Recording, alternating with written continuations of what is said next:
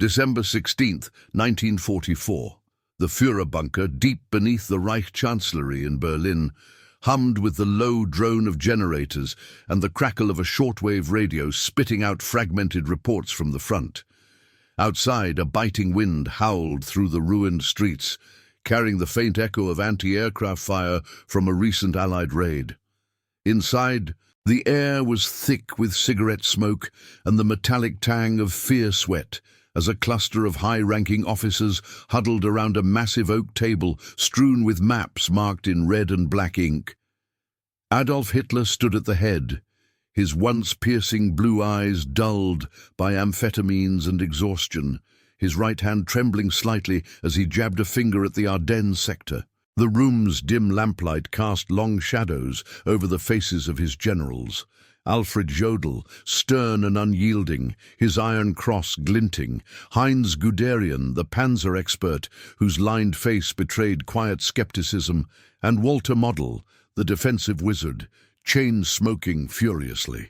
They were the architects of Germany's last desperate gamble, Operation Watch on the Rhine, a massive counter-offensive aimed at splitting the Allied lines, capturing Antwerp, and forcing a negotiated peace before the Red Army crushed the East. "You see it here," Hitler rasped, his voice a gravelly whisper amplified by the bunker's concrete walls. "The Americans are overextended, their divisions battered from the Hürtgen forest. This is our moment. 6 panzer armies, Piper's Kampfgruppe leading the spearhead, will punch through the weak seam between the US 1st and 9th Armies, will seize the Meuse River bridges, fuel depots, and roll straight to the sea." The map showed it all. Arrows thrusting westward from the Siegfried Line, past the dense pine forests and fog-shrouded hills of the Ardennes. Over 200,000 troops, 1. Hydro tanks, including the new King Tigers with their 80mm guns, and 900 artillery pieces massed in secrecy under the cover of winter mist. It was audacious, her echo of the 1940 blitzkrieg that had stunned France. But whispers rippled through the room, whispers of fuel shortages, green replacements flooding the ranks, and intelligence reports of Allied air supremacy. Imagine yourself there, leaning over that table, the weight of a crumbling empire pressing down like the bunker's ceiling. Jodl nodded curtly, his monocle catching the light.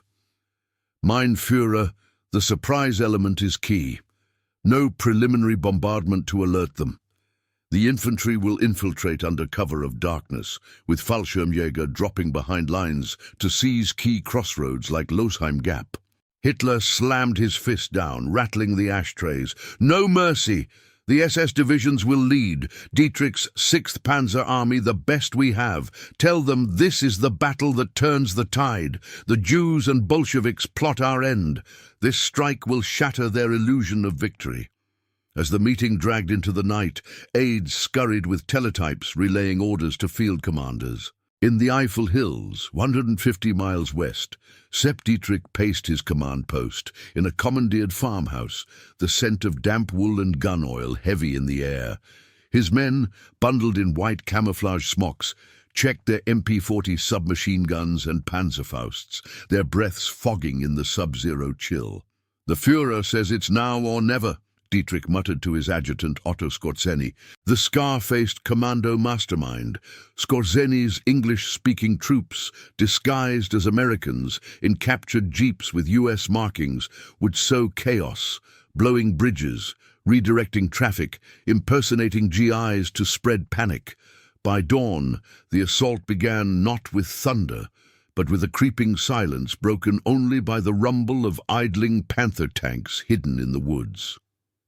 At 5:30 a.m., under a sky heavy with low clouds, the first volleys erupted.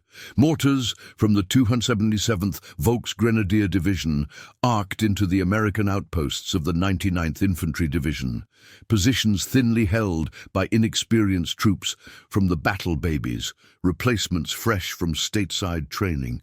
You can almost hear it, the whistle of 81mm shells slicing the fog. The sharp cracks of rifle fire from foxholes dug into frozen earth, the distant groan of a Sherman tank's engine sputtering to life. In the 2nd Infantry Division sector near Rocherath, Lieutenant Colonel James Sly's men hunkered down, their M1 Garands slick with dew. "Incoming!" a sergeant yelled as explosions tore up the tree line, splintering pines and showering them with icy shards. German paratroopers, gliders crashing through the canopy, dropped like shadows. Gebirgsjäger from the 3rd Fallschirmjäger Division, their FG-42 rifles chattering. Hand-to-hand fighting erupted in the drifts, bayonets flashing, screams lost in the wind. Further south, near Krinkelt, Joachim Peiper's 1st SS Panzer Division sliced forward.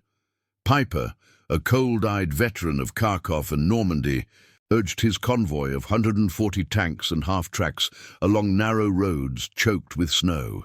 "Schnell! The bridges at Born must hold!" he barked over the radio, static hissing like a serpent. But the terrain betrayed them. Roads too narrow for the behemoths, civilians roused from bed by the clanking treads, and early resistance from US engineers who dynamited a vital span over the Amblev River. By midday, initial gains were heady. 5 miles penetrated in places, American units reeling back in confusion. Prisoners, young GIs with Midwestern accents, were herded into barns, their helmets piled like trophies. Yet cracks appeared. Fuel trucks lagged behind, siphoned by partisans or bogged in mud. Allied codebreakers at Bletchley Park, though caught off guard, began piecing together intercepts from the Luftwaffe's frantic signals. Back in Berlin, Hitler paced the bunker, a ghost of his former self, morphine dulling the pain in his leg. Reports flooded in, successes at Elsenborn Ridge, but delays mounting. "Push harder," he demanded of Model via secure line. "No retreats. Every man fights to the last." Model, in his forward HQ at Bad Münstereifel, gripped the receiver, his face ashen. He knew the math, reserves depleted, the Western Front a sieve since Normandy. This offensive, born of Hitler's delusion that the Allies would fracture over Poland's fate, demanded everything for a slim chance. As night fell, the Ardennes swallowed the vanguard in darkness. Peiper's column halted near Malmedy, engines cooling amid the ruins of a burned-out village. Distant flares lit the sky, and the low growl of P-47 Thunderbolts pierced the clouds for the first time that day. In a ditch, a wounded SS trooper clutched his arm, whispering prayers to a god who seemed absent. The gamble was afoot, but the cost already whispered of doom, thousands committed, and the era's shadow lengthening. If you're gripped by these turning points of history, hit that subscribe button and give this video a like to dive deeper into the war's untold edges. The spearhead falters in the frozen Ardennes, December 17th, 1944. Dawn crept over the snow-blanketed hills like a reluctant thief, painting the treetops in pale grey, while the valleys below remained shrouded in mist. Joachim Peiper's Kampfgruppe, the vanguard of the 1st SS Panzer Division, churned forward along the twisting road from Schöneseifen toward Ligneville, their King Tiger tanks grinding through drifts that swallowed treads up to the axles. The air bit with the sharpness of pine sap and cordite, engines roaring defiance against the cold that seized fuel lines and numbed fingers on triggers. Peiper, bundled in a greatcoat scarred from Russian winters, stood in the turret of his command, Panther, binoculars pressed to his eyes, scanning for the next ridge. "Keep moving," he snapped into the radio, his voice cutting through the static like a knife. "The Muse is waiting. No stops until we bridge it." Behind him, a column stretched for miles, 30-ton Sun KFZ, 251 half-tracks hauling 75mm Paquet 40 anti-tank guns, infantry in reversible white-over-grey smocks, clutching STG-44 assault rifles, and supply trucks laden with jerry cans that sloshed precious gasoline. The night before, they'd overrun American positions at Honsfeld, capturing a fuel dump and a handful of bewildered GIs from the 14th Cavalry Group. But elation soured quickly. The road, meant for wagons, not behemoths, bottlenecked at every curve, forcing engineers to fell trees with axes while under the threat of patrols. Piper's orders from Sepp Dietrich were ironclad: seize the fuel depots at Stavelot and advance to Trois Ponts, cutting the American retreat before Montgomery's Brits could reinforce. You can feel the tension coiling, can't you? The way the frost cracks under boots, the distant pop of artillery probing like fingers in the dark.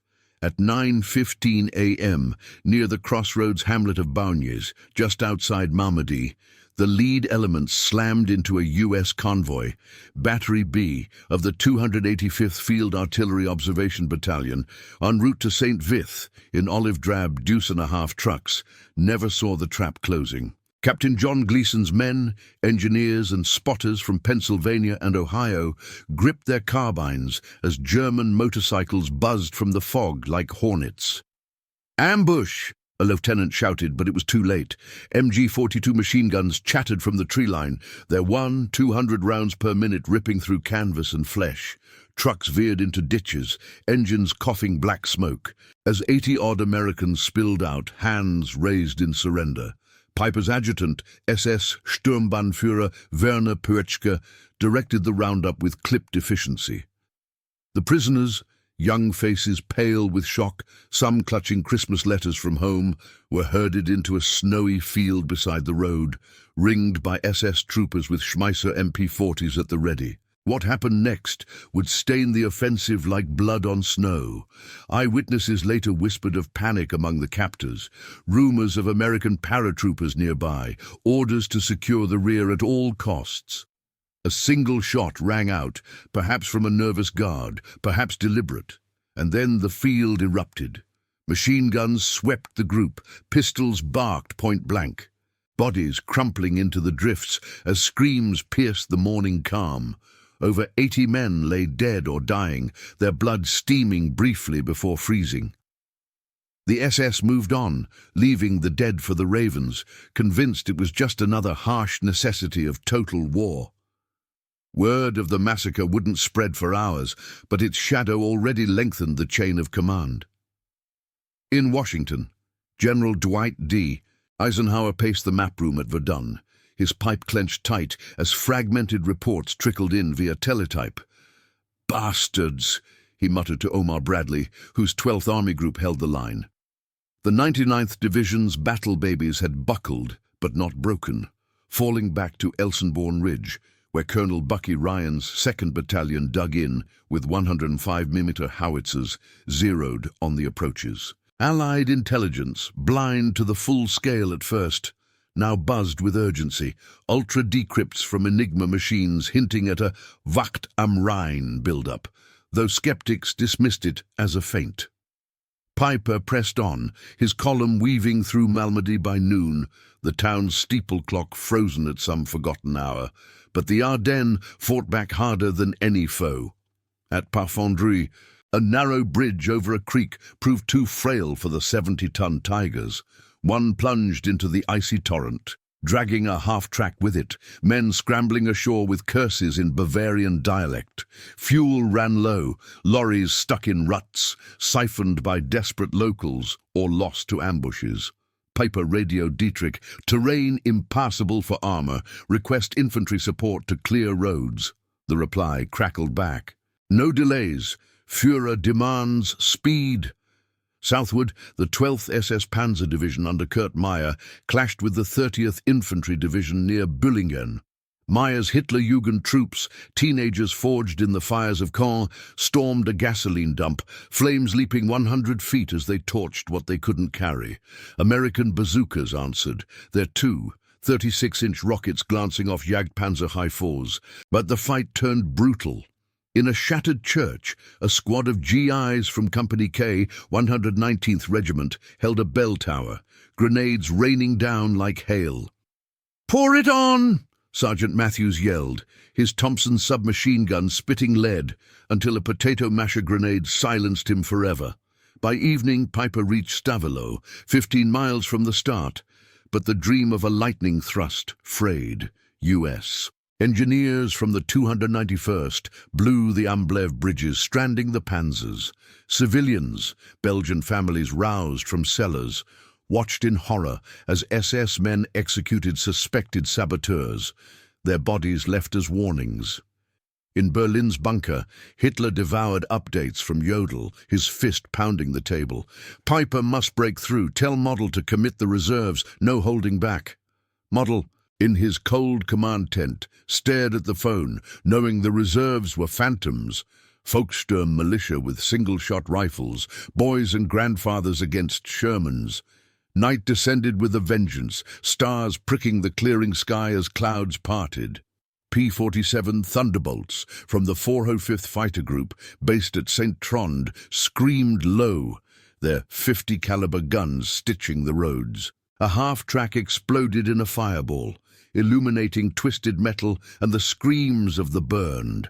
Piper's men hunkered in barns, sharing ersatz coffee laced with schnapps, whispers of doubt creeping in. The error was crystallizing, not just the massacre's moral rot, but the hubris of committing elite units to impossible ground, bleeding them dry for yards of frozen mud. Far to the east, Soviet scouts probed the Oder line, oblivious to the West's chaos, but the clock ticked mercilessly. As flares arched overhead, casting eerie glows on the snow, one SS private clutched his rosary, wondering if the fatherland's last roll of the dice had already come up snake eyes. The defense of Elsenborn Ridge hardens, December 18th, 1944. The first light of a grudging sun filtered through the pines of Elsenborn Ridge, turning the snow to a deceptive shimmer that hid the churned mud beneath. Colonel James Sly's 2nd Battalion, 38th Infantry Regiment of the 2nd Infantry Division, clung to their foxholes like roots to frozen soil, their breath clouding in the sub-zero air that carried the acrid bite of spent powder and diesel exhaust. Barbed wire laced the forward slopes, backed by 57mm anti-tank guns from the 741st Tank Battalion. Their crews huddled over breaches, gloved hands raw from the cold. Sly, a wiry veteran from Texas with a jaw set like granite, peered through his binoculars from a makeshift command post in a shattered barn, the roof sagging under fresh snow. "They're coming again," he muttered to his executive officer, Captain Ellis, as the low rumble built, a growl of tracks and engines echoing from the Wallerscheid woods. Overnight, the German push had swelled like a tide against the ridge, the key to the northern shoulder of the bulge.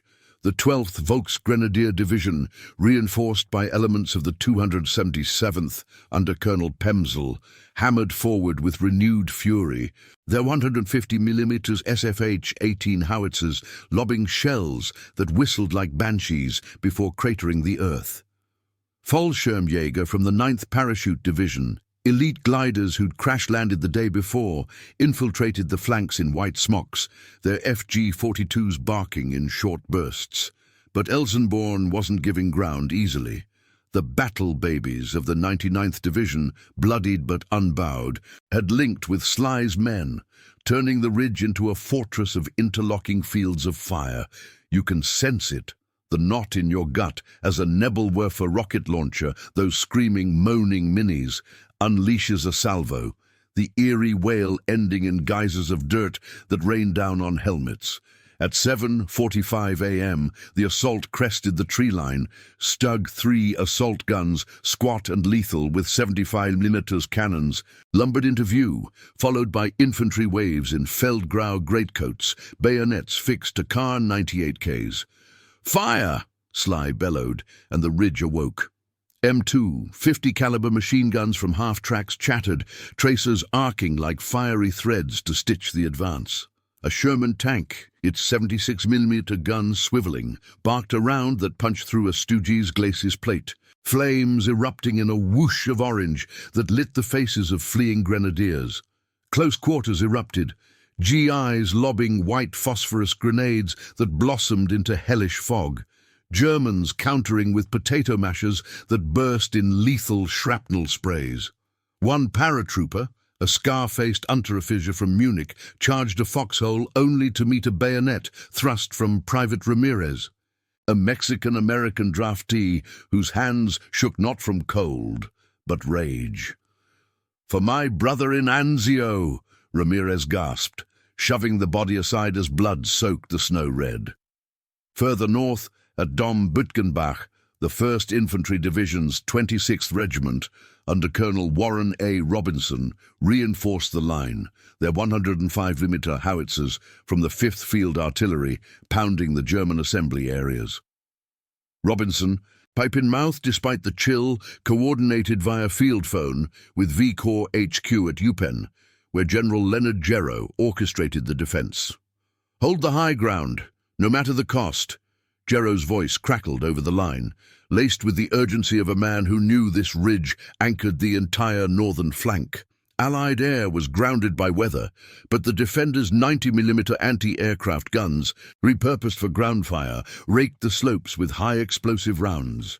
By noon, the Volksgrenadiers had clawed forward 500 yards in places, but at a butcher's bill, hundreds dead in the drifts, their frozen eyes staring skyward, abandoned Panzerviehs smouldering like gutted beasts. In the German rear, frustration boiled. At the 12th Army's HQ in the Eifel, Field Marshal Walter Model slammed a gloved fist on a tactical map, his face flushed beneath the brim of his cap. "Elsenborn must fall today. Divert the 3rd Fallschirmjäger. Commit them fully." His chief of staff, General Siegfried Westphal, hesitated, the lines on his forehead deepening. "Herr Feldmarschall, the paratroops are our last reserves here. Pipers stalled south. If we bleed the north dry—" Model cut him off with a glare. "The Führer's orders are clear. No excuses. Antwerp or annihilation." Teletype's word, relaying the command to the front, where Major Hans Schmidt's battalion received it with grim nods. Schmidt, a one-armed veteran of Crete, rallied his men around a captured American jeep, its hood still warm. "For the Reich, charge!" They fixed bayonets and surged, only to wither under a barrage from US 150-meter long toms that turned the forest into splintered chaos. Southwest, around St. Vith, the noose tightened differently. Brigadier General Bruce C. Clark's 7th Armored Division, the Ghost Army ghosts no more, dug into the town that guarded the road net to the Meuse. Clark, a calm tactician from upstate New York, positioned his M4 Shermans in hull-down positions along the Ourthe River, their turrets camouflaged with snow netting. The 62nd Volksgrenadier Division probed at dawn, their 88mm flak guns, those feared 88s, barking from hidden revetments, shattering a church steeple in a cascade of stone. But Clark's Combat Command B held engineers rigging the bridges with Composition C2 explosives, ready to blow at the first sign of encirclement. "We're the cork in the bottle," Clark told his S3, Major Belton, as P-47s finally broke through the clouds at midday, their dive-bombing runs scattering German half-tracks like leaves. A direct hit on a fuel convoy sent plumes of black smoke skyward, the stench of burning synthetic oil wafting miles. Back in the Führer bunker, Hitler hunched over the situation map, his left arm rigid from Parkinson's tremors as Jodl delivered the midday briefing. "Elsenborn resists, mein Führer. Casualties mounting over 200 in the north alone. Piper reports delays at Stavelot. The Americans rally faster than anticipated." Hitler's eyes narrowed, veins bulging at his temples. "Idiots!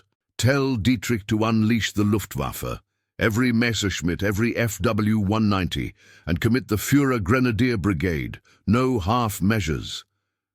Jodl saluted stiffly, but in the corridor outside, whispers among aides spoke of the growing folly. Elite SS divisions frittered on secondary ridges, fuel hemorrhaging from ambushed tankers, the offensive's momentum bleeding out like a gut-shot wolf. Guderian, sidelined but listening via secure line from OKH, shook his head in his Zossen office, the Panzer genius, knowing the Ardennes roads doomed the Blitz. By dusk, Elsenborn stood firm, the ridge a graveyard of twisted metal. Wrecked Panthers with shattered tracks, their crews executed or captured, hands bound with bootlaces. Sly's men rotated watches, sharing K-rations around flickering Coleman stoves, the glow revealing faces etched with exhaustion. A medic bandaged a GI's frostbitten feet, murmuring, "Hang in there, kid, the Krauts are cracking." But scouts reported fresh movements, the 150th Panzer Brigade, Otto Skorzeny commandos in US uniforms, slipping through the lines to sow confusion. One jeep, painted olive drab with fake stars, rumbled past a checkpoint, its American driver flashing a grin before vanishing into the twilight. Panic rippled. Rumors of fifth columnists, bridges sabotaged in the rear. As stars wheeled overhead, the cold deepened, wind moaning through the wire like lost souls. In a forward OP, a spotter from the 99th strained his ears, catching the distant clank of treads reforming. The defense held, but the cost mounted. American dead piled under tarps, German wounded limping back through the snow, their moans a dirge for the Reich's gamble. Hitler's error, tying the offensive's fate to unbreakable ground, gnawed deeper, promising a toll that would echo beyond the hills. Farther west, Allied reserves stirred, the noose of their own making tightening around the salient's throat. St. Vith becomes the crucible, December 19th, 1944. The town of St. Vith nestled in a crossroads hollow like a fox in its den, its steepled skyline etched against the lifting fog as the first hints of blue pierced the overcast sky above the Ardennes. Brigadier General Bruce C. Clark's 7th Armored Division headquarters buzzed in the basement of a half-timbered inn, the air thick with the hum of field telephones and the sharp scent of wet wool drying by a potbelly stove. Maps pinned to damp walls showed the German Weiss closing. The 62nd Volksgrenadier Division to the east, the 18th Volksgrenadier probing from the south, and now the 116th Panzer Division's Panthers snarling up from the southeast.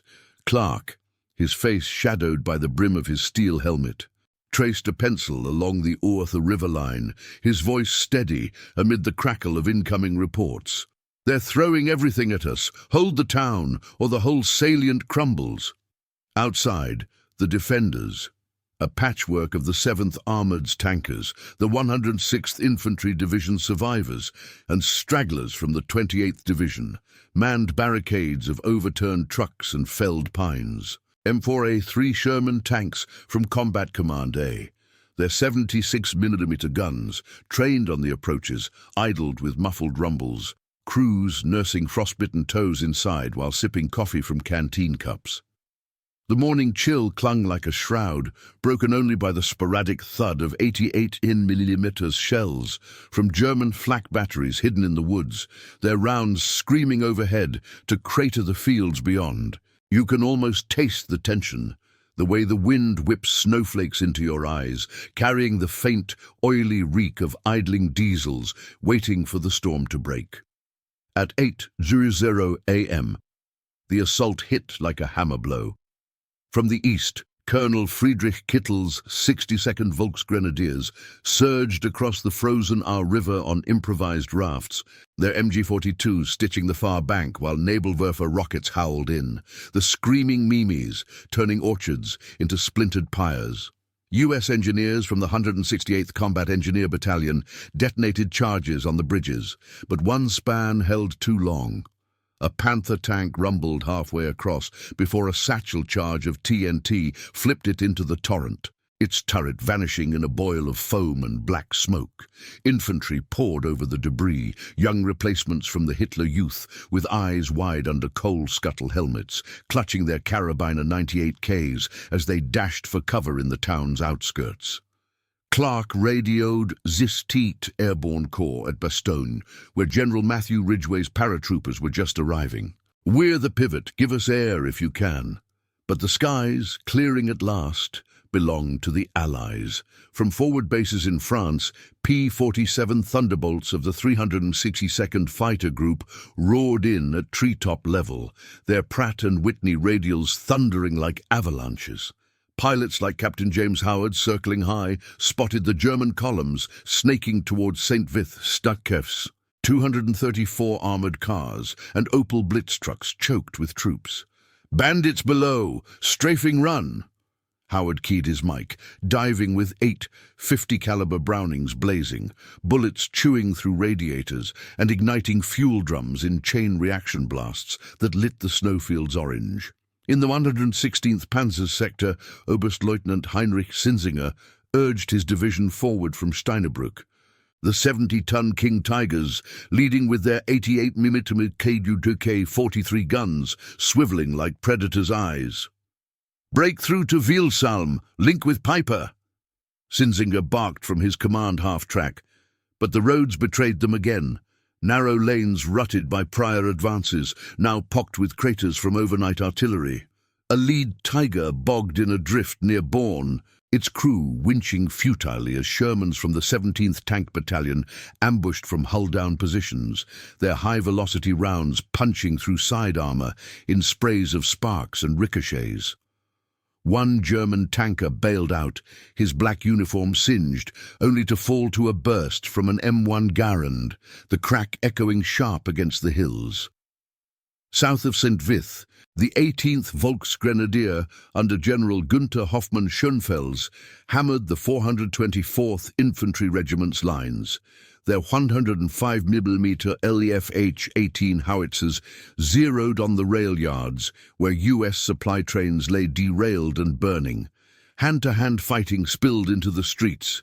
GIs from Company L, 112th Regiment, barricaded in a bakery, its ovens still warm with the ghost of fresh bread, lobbed fragmentation grenades through shattered windows. A German squad burst in, potato mashers exploding in flour clouds that choked the air, bayonets clashing with trench knives in the dim light. Sergeant Kowalski, a Polish-American from Chicago, grappled with a grenadier twice his size, the man's Luger pressing cold against his ribs before Kowalski's K-bar ended it in a gurgle. "Clear," he gasped, wiping blood from his face as the building shuddered from a nearby 155mm shell. By midday, St. Vith teetered but held. The defenders' artillery, Battery C of the 203rd Field Artillery, with their M1A1 howitzers, pounding back with counter-battery fire that silenced 2 German batteries, their crews fleeing amid the mud. Casualties mounted, American medics dragged wounded to the St. Joseph's Church, its nave a makeshift aid station reeking of ether and gangrene, while German litter-bearers staggered rearward, their Feldgrau stained crimson. In Berlin's Führerbunker, Hitler exploded at the latest dispatch from Model, his voice echoing off the concrete like a trapped animal's roar. "St. Vith is the key. Commit the 9th SS Panzer. Crush it now." Jodl, his face a mask of forced resolve, relayed the order, but Guderian, monitoring from his East Front desk, scrawled a note. "Folly, diverting panzers to a meat grinder while the centre stalls."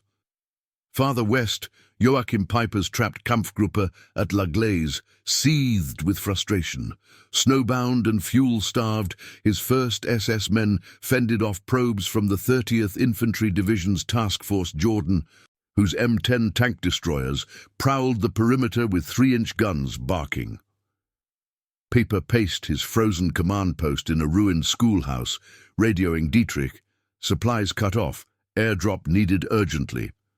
But the Luftwaffe, mustering 1,500 sorties that day, clashed with swarms of P-51 Mustangs over the bulge, Mi-109s falling like autumn leaves, their pilots parachuting into no man's land. A Ju-52 transport, laden with jerrycans, droned low only to draw a hail of flak from US Quad 50 mounts, exploding in mid-air and raining debris on the snow. As afternoon waned, the skies fully opened, Allied bombers joining the fray. B-26 Marauders from the 322nd Bomb Group carpeted the German rear areas near Prüm.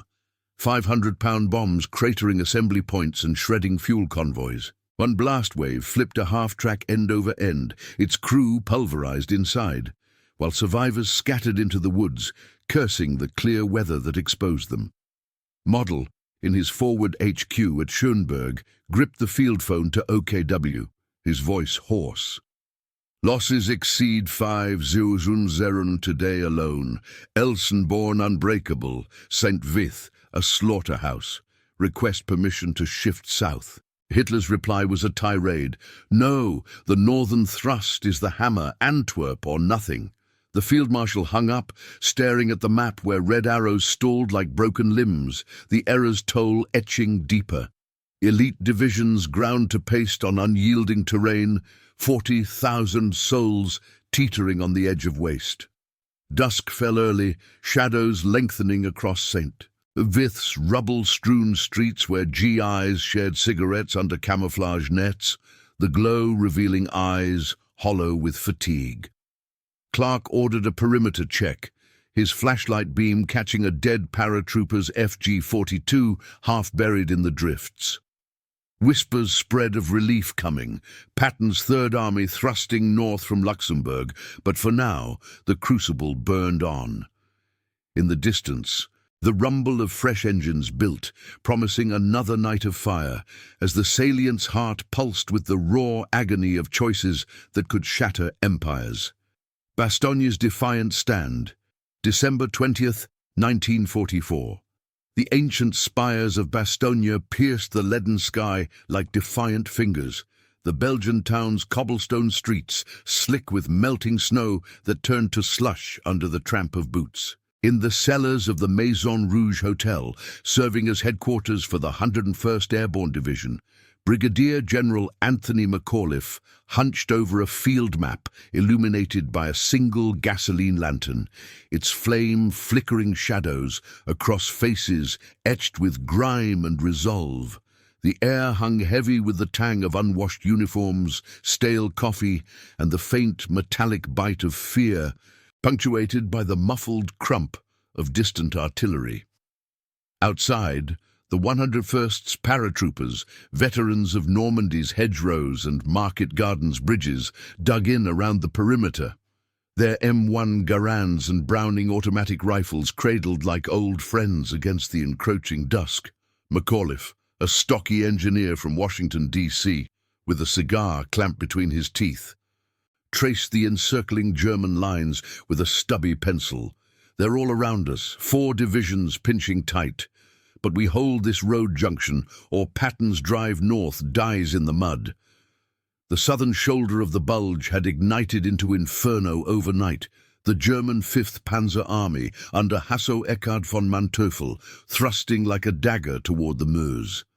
Manteufel's command post, a frozen farmhouse near Ortuville, reeked of damp earth and engine oil as he barked orders into a field telephone, his monocle fogging in the chill. Commit the 2nd Panzer, break Bastogne now, the Führer demands the crossroads. His panzers, including sleek Panther AUSFG tanks with their 75mm KK-42 guns, rumbled forward from the east, grinding over hedgerows scarred by prior fights. Infantry from the 26th Volksgrenadier Division followed in half-tracks, their 81 mm mortars lobbing shells that whistled through the bare oaks, exploding in fiery bursts that showered the defenders with jagged splinters. You can hear it, can't you? The guttural roar of Maybach engines straining against the slopes, the sharp cracks of Garands answering from foxholes ringed with pine boughs for camouflage. At dawn, the assault crashed against the 501st Paratroop Infantry Regiment's lines southeast of the town. Lieutenant Colonel Julian Ewell's men, the Screaming Eagles fresh from England, manned positions along the Neufchâteau road, their bazookas loaded with 60mm rockets glinting in the weak light. A lead Panther crested a rise, its turret traversing lazily, too lazily. "Armour, 12 o'clock!" a spotter yelled from an observation post in a shattered windmill, and the response was swift. A bazooka team from Easy Company, led by Sergeant Carwood Lipton, fired from a ditch, the rocket streaking like a comet to slam into the tank's flank. Flames belched from the hatches as the crew bailed, unclutching a scorched arm, stumbling into the snow, only to drop under a burst from a bar. Close behind, German grenadiers charged in Feldgrau overcoats, their MP40s chattering on full auto, but the paratroopers' mortars, 60mm M2s, rained down in retaliation, turning the advance into a slaughter pen of mud and mangled limbs.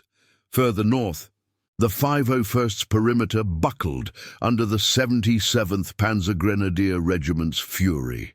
Captain Lewis Nixon, intelligence officer for the 2nd Battalion, coordinated from a forward CP in a gutted barn, the walls pocked with bullet holes from an earlier probe. "They're using Nebelwerfers. Get counter-battery on those bastards," he snapped to the artillery liaison, a lanky lieutenant from the 377th Parachute Field Artillery Battalion. The moaning minis wailed their banshee chorus, rockets arcing to crater the apple orchards where GIs huddled, the blasts hurling clods of frozen earth that buried men alive in shallow graves. One paratrooper, Private John Julian from Tennessee, clawed free from the debris, his helmet caved in, blood trickling from a gash above his eye. "Keep firing," he gasped to his squad, triggering his Thompson submachine gun into the smoke until a potato masher grenade silenced him, his body slumping against a splintered tree. By noon, Bastogne was fully encircled, the 26th Volksgrenadiers linking with the 2nd Panzer to the west, cutting the last road out. Manteuffel radioed his superior, General Heinrich von Luttwitz, of the X-11 Panzer Corps, from a half-track idling amid the chaos. "Town invested. Demand surrender." Luttwitz, a monocled aristocrat with a dueling scar, forwarded the ultimatum via white flag envoy under a tattered truce banner. The German major, escorted by wary paratroopers, met McAuliffe in the snow-dusted courtyard of the 101st's HQ. To the USA, "Commander, the town is surrounded. Surrender or face annihilation." The envoy read stiffly, his breath fogging the paper. McAuliffe's staff exchanged glances, the tension thick as cordite. After a beat, McAuliffe chuckled grimly. "Nuts!" The major blinked, confused. "What does that mean?" A colonel clarified, "It means go to hell." The envoy departed, the single word echoing like a thunderclap through the ranks. In the 5th Panzer Army's rear, frustration mounted as supplies faltered. Fuel tankers from the 116th Panzer diverted north, snaked through back roads, only to draw P-47 Thunderbolt strikes from the 405th Fighter Group, their 50-caliber rounds shredding tires and igniting synthetic gasoline in geysers of flame. One driver, a conscript from the Rhineland, leaped from his cab as it erupted, rolling into a ditch where he lay gasping, the acrid smoke choking his lungs. Manteuffel paced his map table, gloved fingers drumming. "Bastogne blocks everything. Piper's Ghost in the north, now this. The terrain chews our treads. We need infantry to clear it." But Hitler's orders from the bunker were unyielding. No pauses, full commitment. Teletypes clattered with demands for the 15th Panzer Grenadier Division to reinforce, bleeding the army's last reserves into the moor. Southward, the offensive's southern prong frayed. The 212th Volksgrenadier Division clashed with elements of Patton's Third Army near Trier, but the Americans, forewarned by ultra-intercepts, countered with M7 Priest self-propelled guns that hammered the bridges over the Schur River. Explosions rippled along the span, steel girders twisting like pretzels as German engineers dove for cover, their satchel charges fizzling in the wet. Patton himself, in his command caravan racing north from Luxembourg, gripped the radio to his XX Corps. "Push hard! Bastogne's screaming for us. Those sons of bitches won't know what hit 'em." His tanks, M4A3E8 Easy 8s, with wet storage ammo racks, churned through the slush, their 76mm guns ready to exploit the gaps. Back in Bastogne, night fell with a vengeance, the encirclement complete under a moonless sky. Medics in the aid station at the Heinz Brothers chocolate factory, its vats still sticky with congealed sweetness, treated the wounded amid the moans, amputating frostbitten limbs with bone saws under lantern light. Paratroopers rotated sentry duty, their eyes scanning the dark for infiltrators, the cold seeping through greatcoats like icy fingers. Distant flares popped, illuminating frozen corpses in no man's land, German and American alike, their blood crusting the snow. McAuliffe addressed his officers by field phone. "We're low on everything, ammo, meds, food, but the 101st doesn't quit." Whispers of relief filtered through, Patton's spearhead just 10 miles south, but the siege gripped tighter, each hour grinding more lives into the mud. In Berlin's depths, Hitler ranted at the evening briefing, his voice a venomous rasp as Jodl relayed the standoff. "Bastogne, a village. Crush it with the SS, Dietrich's remnants, whatever it takes." Guderian, listening remotely, shook his head in despair, the panzer commander's warnings unheeded. The error deepened, committing crack divisions to a web of roads and towns that turned blitzkrieg to slog, hemorrhaging 10. Sudalen more that day alone in futile assaults, as C-47s droned overhead in a desperate resupply drop, chutes blooming like white flowers, only half the bandages and bullets landing inside the lines. The noose around the salient began to constrict from without. Patton's columns inched closer, their engines a low thunder promising retribution, while in the east, Soviet guns on the Vistula grew louder, indifferent to the West's agony. The Reich's gamble teetered, one defiant, nuts, away from unraveling completely. The salient crumbles under Allied fury, December 23, 1944. The Ardennes sky split open like a wound, the relentless overcast fracturing to reveal a brittle blue expanse that mocked the frozen hell below.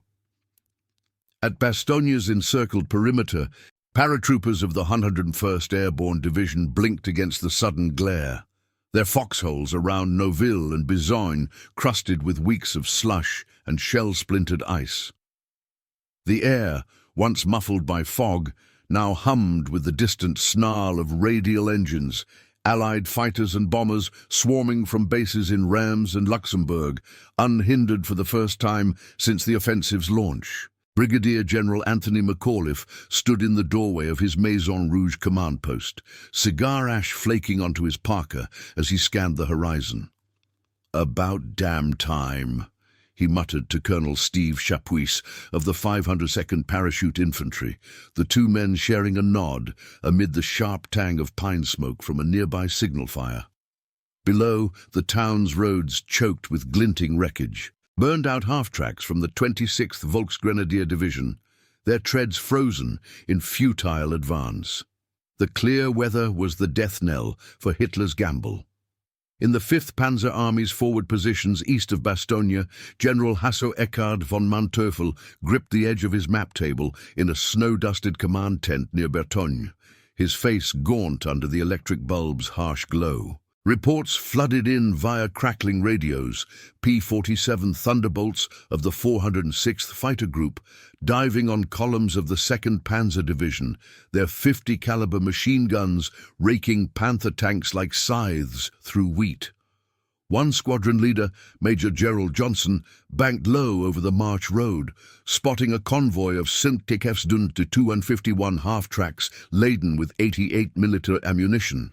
"Tally-ho, strafing the bastards," he called, his 8 guns hammering in unison, tracers stitching the vehicles into fireballs that lit the drifts orange. Crews bailed in panic, German infantrymen scattering into the woods only to draw napalm strikes from A-20 Havocs, the jellied fuel blooming into sticky infernos that clung to greatcoats and melted snow into steam. You can feel the shift, can't you? The way the wind carries the thunder of B-17 flying fortresses high overhead, their bomb bays yawning to unleash 500-pounders on the German rear at Bastogne's edge. Manteuffel's panzers, already fuel-starved after days of idling in the mud, ground to a halt as Typhoon rocket-firing fighters from the RAF shredded fuel dumps near Neuchâtel. one Tiger tank. Its 80mm QK-43 silent for lack of shells, shuddered under a direct hit from 60-pound RP-3 rockets, the blast shearing off its turret like a tin can lid. The crew inside, veterans of Kursk's fields, never emerged, their screams lost in the roar.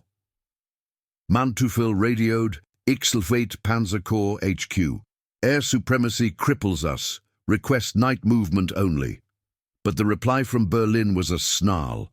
Hold and attack. No retreat. Northward, at St. Vith, the crucible had already shattered. Brigadier General Bruce C. Clark's 7th Armored Division, reinforced by the 30th Infantry, withdrew under cover of darkness the night before, their Shermans slipping west through pinched corridors patrolled by jittery MPs. The town fell to the 62nd Volksgrenadiers at dawn, but victory tasted like ash.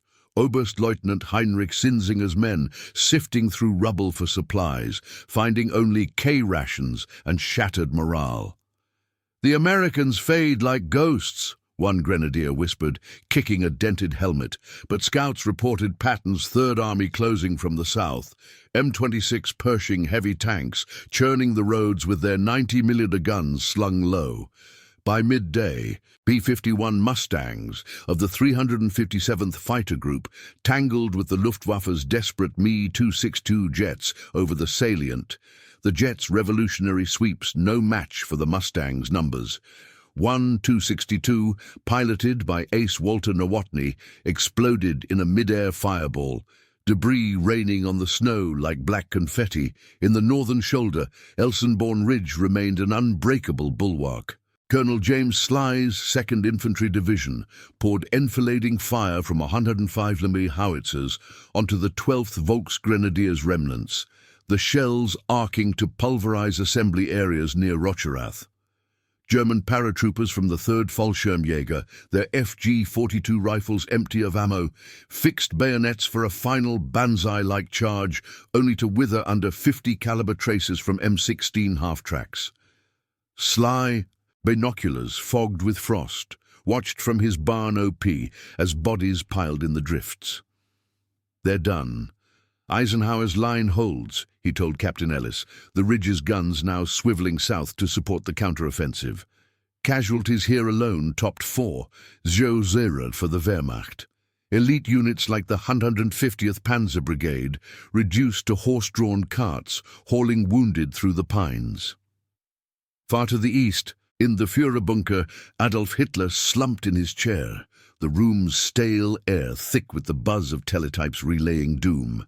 General Alfred Jodl, his monocle askew, delivered the briefing with a voice like grinding gravel. "Mein Führer, the salient penetrates only 50 miles. Piper's Kampfgruppe abandoned at La Glaise, over 800 SS dead or captured. Total losses, 25, Iwa-Zilzerend and climbing. Panzers down to 300 runners. Allied air has destroyed 200 vehicles today." Hitler's face twisted, his trembling hand knocking over a glass of water that pooled like blood on the map. "Traitors! The weather betrays us. Order model to pinch off Bastogne from the north, Antwerp still within grasp." But Heinz Guderian, patched in from OKH, interjected hoarsely, "It's over. The Ardennes has consumed our last reserves. 40,000 gone for nothing but frozen graves." Hitler screamed denial, but the truth clawed in.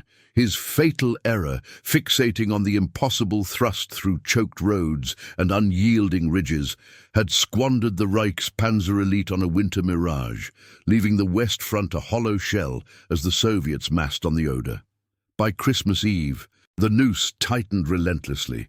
Patton's 4th Armored Division, spearheaded by Combat Command R under Colonel Felix Sparks, punched through to Bastogne at dusk on the 26th, their Shermans rumbling into the town square amid cheers from gaunt paratroopers. "Relief at last," McAuliffe radioed Eisenhower as medics rushed forward with plasma and morphine. Manteuffel's 5th Panzer reeled back, abandoning 100 tanks to the mud, their crews marching east on blistered feet. Joachim Peiper, escaping La Glaise with 800 survivors from his 5-0 strong force, trudged through the lines, his face a mask of defeat. "The Führer promised victory," he muttered to an aide. But the aide only stared at the sky, where B-24 liberators droned west, empty-bellied now, but harbingers of the Rhine's coming storm. The offensive ground to its end by New Year's Eve, the salient shrinking under Montgomery's Ninth Army from the north and Patton's from the south. German dead littered the fields, over 40 Irrun souls, from SS fanatics to Volkssturm conscripts lost to Hitler's delusion of splitting the Allies. In the bunker's gloom, Hitler brooded alone. The maps redrawn in defeat's ink, the error's cost echoing in every hollow victory claim. The Ardennes had devoured the Reich's last hope, leaving only the bitter march to Berlin's ruins, where the snow would melt to reveal the graves of 1,000 fatal choices.